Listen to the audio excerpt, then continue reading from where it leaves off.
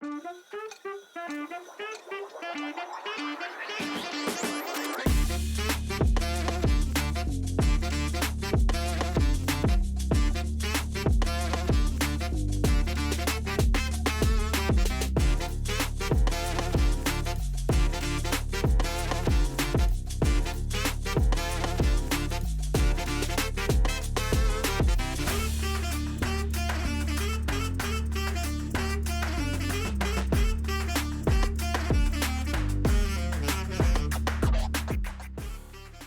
what's up, everyone? Brandon Saho checking in for the second episode of The Mental Game.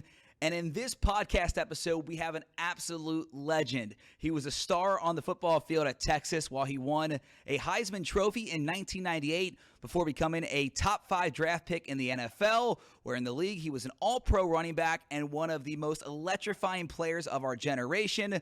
I am so excited to have the legendary Ricky Williams on The Mental Game today. Ricky's one of the most passionate people I have ever met about mental health, and he has an amazing story to tell.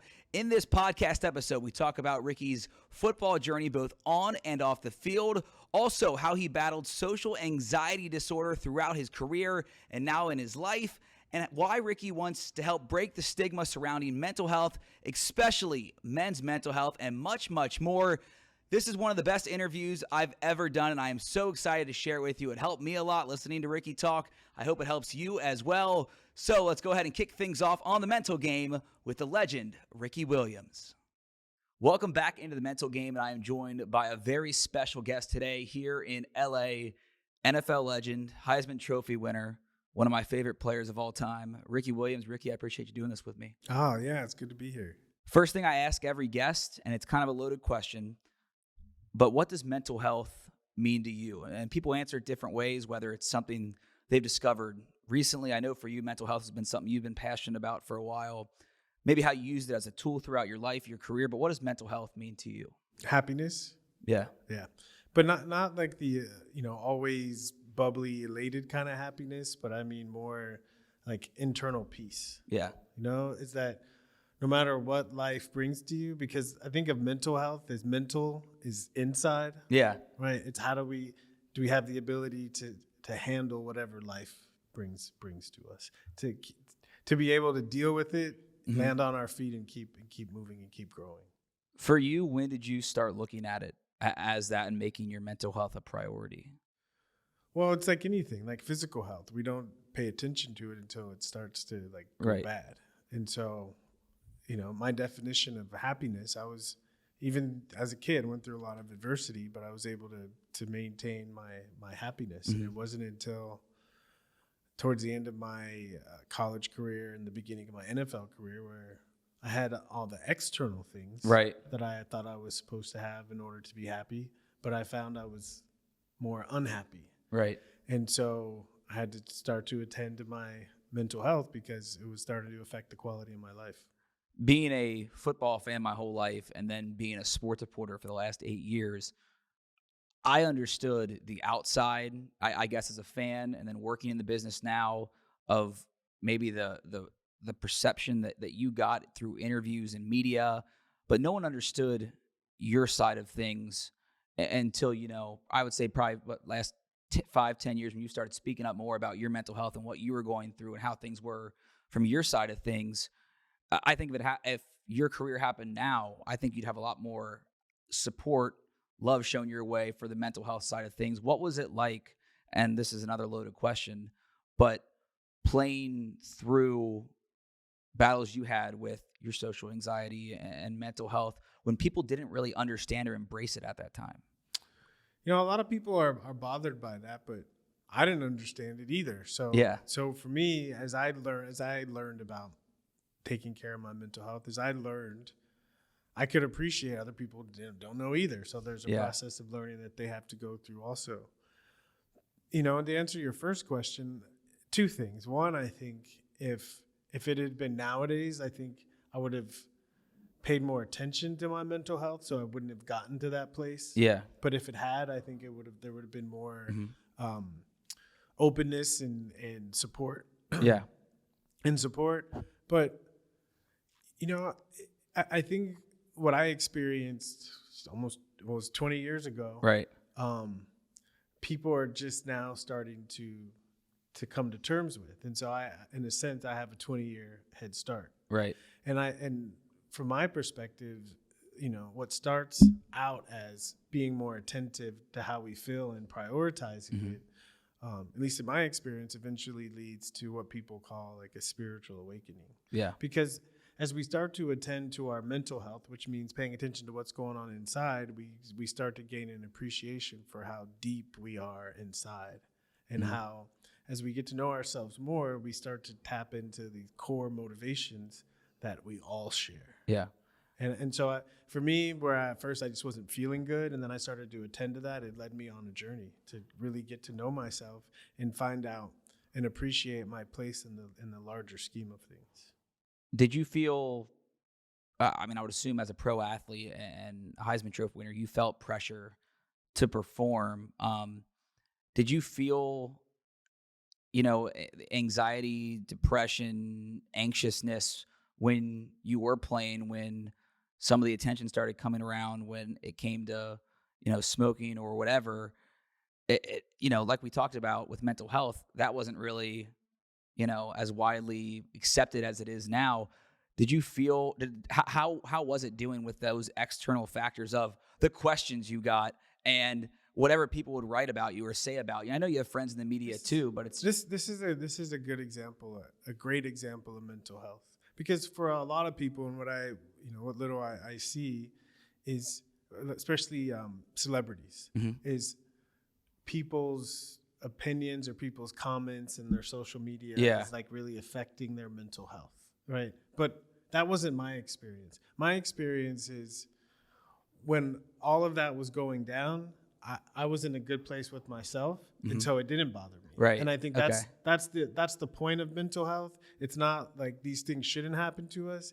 It's I have to know myself and understand why they're happening so that I can have perspective. Because I think a lack of mental health comes from a loss of perspective. Yeah. And it's like, it's not a disease like something we catch, even though that's the way we start to talk about it. right. It's more of a manifestation of a lack of ease, and so, and it's, looking back, it's common sense. If someone is suffering from social anxiety disorder, it means the people they're hanging around, anxiety, are creating anxiety for the people. Yeah.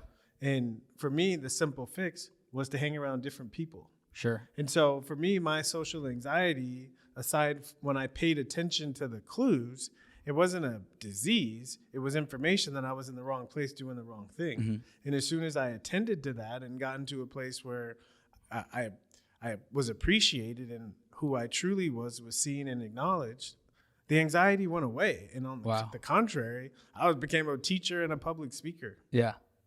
And so I think in depth psychologists, Carl Jung, Sigmund Freud, they've been saying this for 100 years, that mental health issues are a call, right? That there's an inner life that we're not attending to, we're not paying attention to, that's trying to get our attention. Yeah. And if we start to pay attention to it, we start to attend to our mental health, right?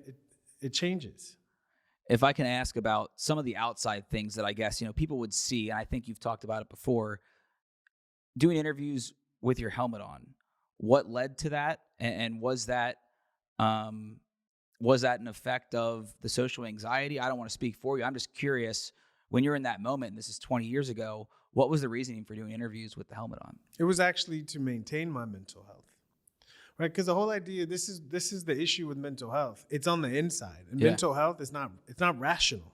Yeah. Okay. But for all the pressure from the external, do this. But if we don't learn to take care of our heart, how we feel on the inside, then we're gonna have a break. And it was to a point where I was feeling the pressure of people projecting their stuff onto me. And I think this is part of being a professional athlete.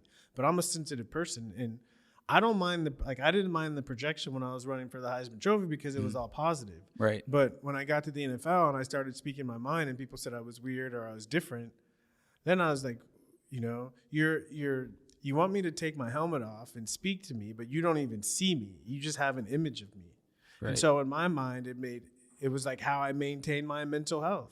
Is if I'm not going to let you just take and take from me where I just feel shriveled up, I'm going to make some kind of stand. So at least you have to see me, right?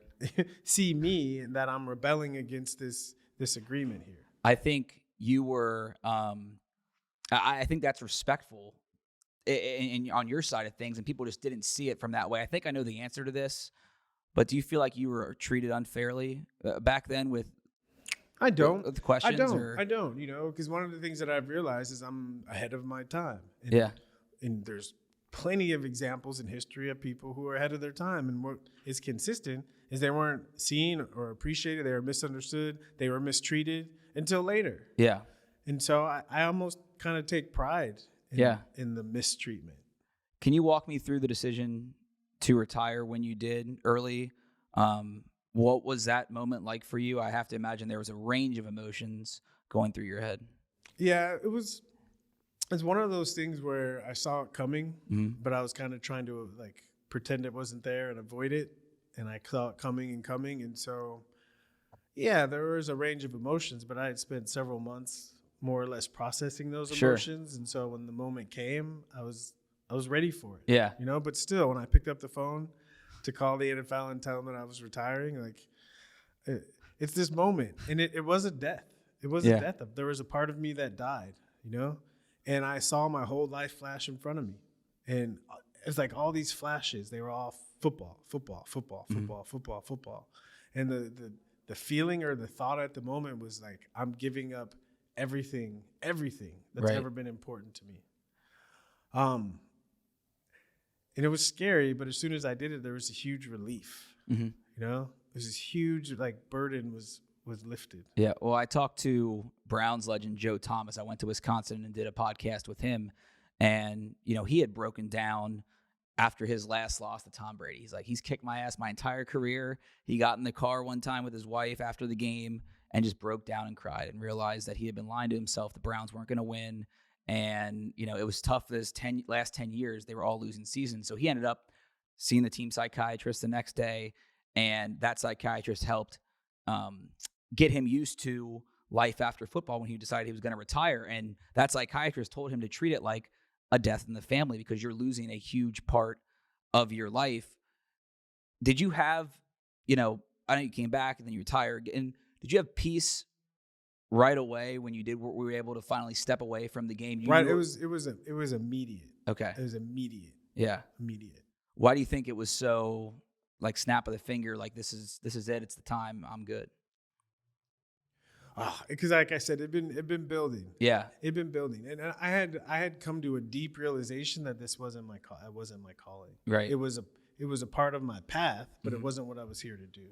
And so at a deep level, it was crystal clear. I didn't know what I was here to do exactly. Right. I knew the direction to move, but I didn't have the solid details like I had as a professional football player. Yeah. But the excitement of what was to come, and previous to retiring, I started reading. I just started reading more. Sure. And I started traveling more. So my mind was opened, and I think the main motivation was I realized how much of life I was missing out on. That's what I was going to ask you, because I had heard you in previous interviews and podcasts talk about how football was your life. And, you mentioned in one podcast I listened to, your mom was excited for you when you got good grades, but no one else said, hey, good job at getting that A or getting that 100%, whatever it was. They were focused on the athlete, Ricky, and the football version of you. If you could go back, would you try to live more outside of football? Or, I mean, I don't want you to ask the second guess. Well, no. It's a good question. And I can't go back, but I can leave something for the younger generations. Right. And so the idea was back then it was a different time. Yeah. It was a different time. Yeah. It was so different. And things are always changing, but I think now there's more room for athletes to be more than just an athlete. Yeah. It's almost encouraged. And so I just lean into that more. And when I talk to young people, especially athletes, I say, even if you're Tom Brady, okay, even if you play for 20 years, right, which you're probably not, but even if you do, you still have another half of your life to live. So regardless, unless you died young and tragically, what you do as an athlete is only a platform. Mm-hmm. What are you going to do with that platform? And if you wait until the end to decide what you're going to do with that platform, it's going to be too late. So as you look at your life, like, include your athletic performance, but also include how you use that as a catapult to do what's next. Back to the social anxiety disorder. Is that something that still affects you today? Do you not like being in, big social settings or around certain people? Is that something that you still deal with on a day-to-day? Well, if I was still on an NFL football team, or I worked for the NFL Network, or I was around those kinds of like NFL win all the time, yes, I would be. Okay. But I'm not. Right. It was funny. I did something at NFL Network, and as soon as we like pulled up and I like saw all the like NFL like symbolism, I was like, here we go again, And then as I walked in there, it's like I reminded myself, like, I'm not young, I'm older. Like, people look up to me, they look at me differently, and so I kind of shook it off, and I just was myself. Yeah, because the thing about social anxiety is my sensitivity, and being a sensitive person on a football team, like, even as a man, throw football in there, I was out of place, and so the anxiety was feeling that I'm not a wanted here. There's not an appreciation for the things that I value in this space, right? And that's good information. I'll ask you this, and I'm assuming the answer is the same as mine. I've battled depression for the last 15 years. Had a really terrible year, was suicidal, and that's why I started this podcast. Do you feel like part of your calling now is to help others that didn't have the tools that you did earlier on to be able to battle these diseases and make sure they don't get to the lows that you and I might have been at one point? It's not so much to battle so they don't get to the lows, because I think that, like you said it twice already, right? What came out of the lows. So I don't think that's true. I don't think this podcast wouldn't be happening if I didn't go through those. So I don't lows. think I don't think it's trying to avoid it, but I think it's to leave like a more advanced picture. Even this idea of avoiding depression, to me, that's not anything to aspire towards. Yeah. Dealing with it, overcoming it, and finding the gifts that it was here to give you, and approaching that process consciously so that you can move through it probably faster and more consciously and suffer less. But that doesn't mean not going to the low. It's mean have a different perspective. So when if you think of going to the lowest point, right? You're in a football game and it's the fourth quarter, right? You're up by 7 and you fumble. Yeah. And the other team goes and ties it. That's a low point, right? Right. It's a low point. And it's, okay, what do you do now? Okay. You got the ball next, right? I was in a game where this happened. They kept giving me the ball, and I made up for it, and I scored a touchdown. Yeah. So the low points are not to be avoided; they're to be embraced. Because it's funny, the conversation about football and mental health is like the way we enter the conversation is like they're different, but they're not. Right. In order to be successful as a football player, you have to have what? Mental toughness, and you cannot have mental health if you do not have mental toughness.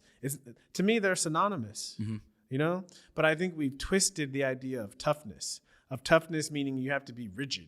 Yeah. But toughness is actually flexibility.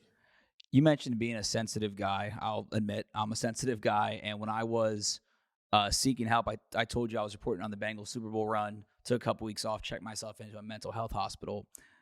They were asking about the stigma around men's mental health, which I didn't really understand or know was a thing until someone asked me about it, one of these instructors at this mental health hospital, and they said, why are you like afraid to open up or be emotional? I'm like, well, I don't want people to think like I've always been a bitch my entire life. And the instructor stopped me right there and said, that's the problem. That's the stigma surround it. When did you feel comfortable to being a bitch? Yeah. I wasn't saying that. I've been a bitch my whole life, like I told that psychiatrist. Was I comfortable acknowledging that I was a bitch?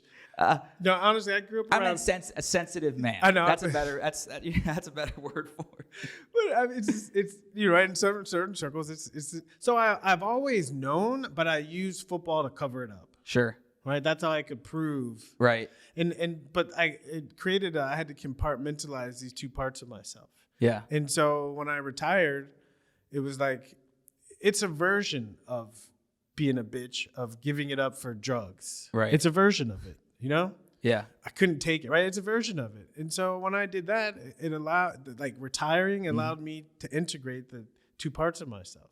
And so the year I spent away was all about integrating. Yeah. You know? I was really bitchy. I was a vegetarian, started doing yoga, meditation, astrology. Listening to classical music I was or all whatever, yeah, exactly. Whatever you can think of. I was right? all in. I was I'm so glad I told that story because that brought up a good conversation. Fast forward to now, you're doing a lot, and it seems like you are at a true happiness, like you talked about to start this episode. You have the Heisman, which, for those who don't know, that's your company spelled not like the Heisman Trophy you won, but Highsman. Tell people at home a little bit about that, and why was that something you wanted to create? Well, it comes full circle. To me, it's about mental health. And what I found when I started consuming cannabis is it facilitated my awareness of what was going on inside. Yeah. You know, I noticed when I smoked, I would reflect on things I said to my partner or the way I treated my son, you know? Yeah. And it didn't feel good. And it started to help me like attend to those parts of myself that I had been completely ignoring.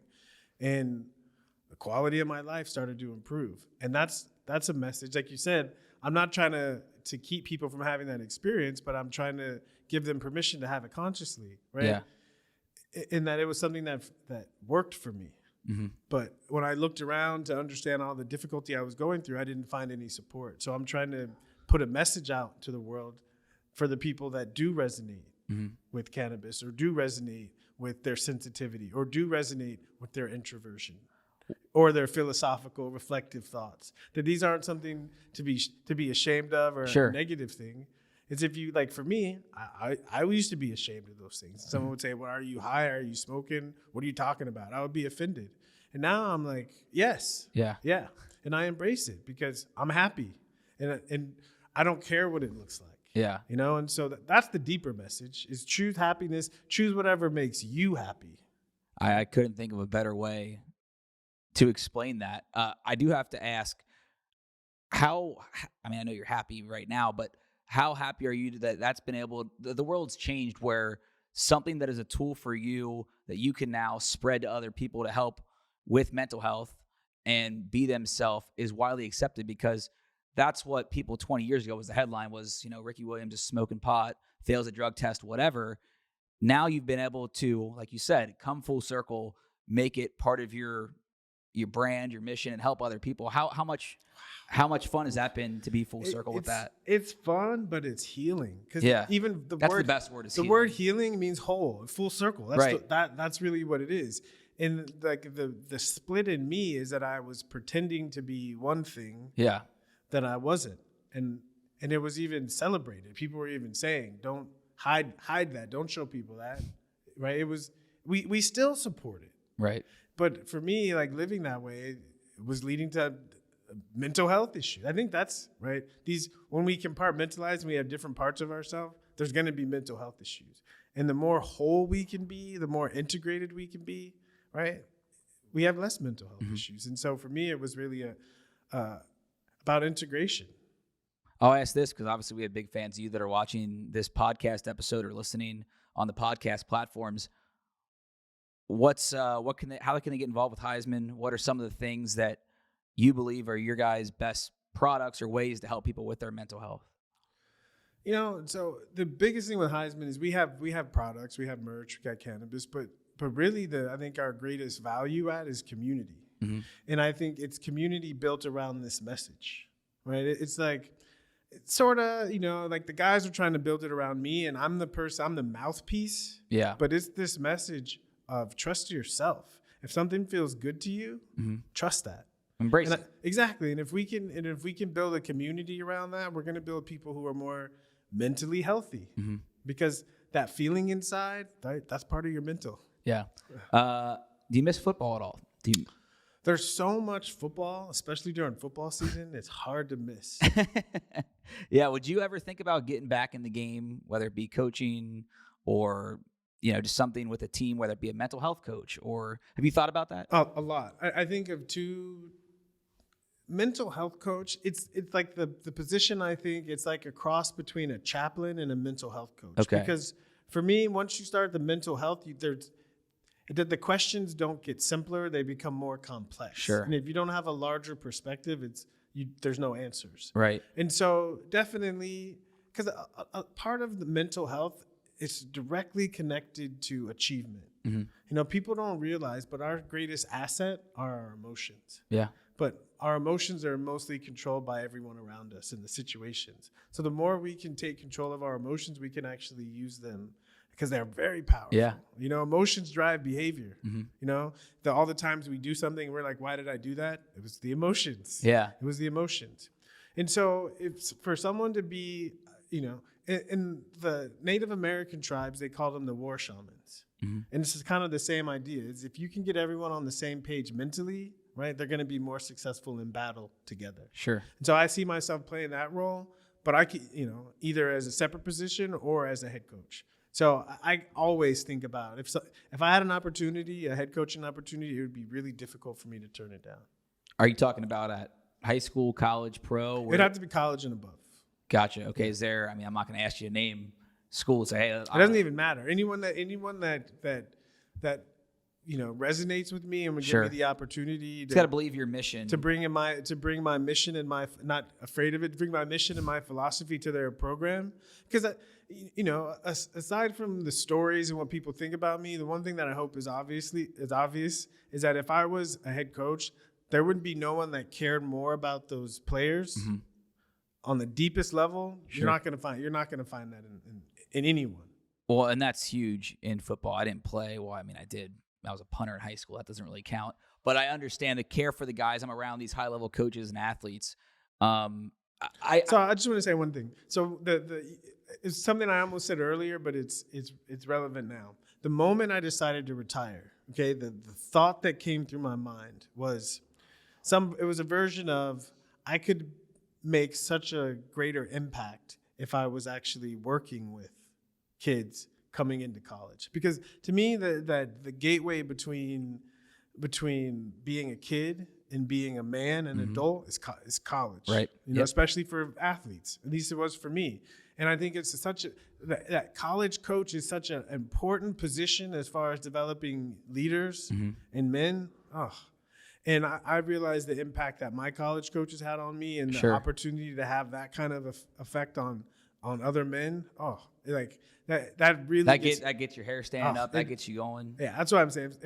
If the opportunity came across, it'd be so hard for me to say no. Well, I think anyone who doesn't believe in you for that would be stupid, because I can tell from our conversation here, and I mean, truth be told, we've only known each other in person for a half hour, but I've interviewed a ton of people. I've met a ton of athletes, celebrities, whatever. When someone's genuine, it is infectious. And so I feel that energy, and so I appreciate that from you, especially when we're talking about tough stuff like mental health or your journey, whatever it might be. Before I ask my final question, is there anything that I didn't ask that you want to get to when it comes to your journey, your mental health, kind of what you want people to know about you and where you're at now? Well, just a general idea about mental health. And what I found very beneficial for myself is we have to see ourselves as part of a larger narrative. And when I say we have to, we all do it. Yeah. And I think for me, when I took responsibility for that narrative and stopped allowing other people to define that narrative, that's when things really started to change for me. And one of the things that I do, and a lot of people don't really understand, but I got into, and because it helped me locate, find, and live my story, my narrative, was astrology. Okay. And I did read that you did. And if we go back to the core of astrology, it's based on mythology, and this idea that there are certain myths, certain stories, certain ideas that we really resonate with, and we can find inspiration. I think it's why little kids, right, they can watch the same Disney movie over and over and over and over and over again, because they're seeing how these patterns, these characters, these dramas play out. And when we can recognize that and recognize our own internal narrative that's trying to play out, we can live it more effectively. Well, I feel like I'm sitting here with Professor Williams, Coach Williams, whatever you want me to call you. The last thing I'll ask, and it's what I ask everyone, depending on what field they're in or what they're coming from, what is advice you would give to, let's say, a young athlete, a high school athlete perspective that wants to follow in your footsteps and play at a high level in college, has the vision of going to the pros when it comes to sports, what advice or pieces of advice do you give them? I would say never lose sight of the fact that you're being trained to be great, and that greatness hopefully extends beyond your sport. But all of the things that, especially any high level athlete, it's a science, right? It's a science of how to achieve, how to be great. And if you take those same principles and apply to any area of your life, you will be successful.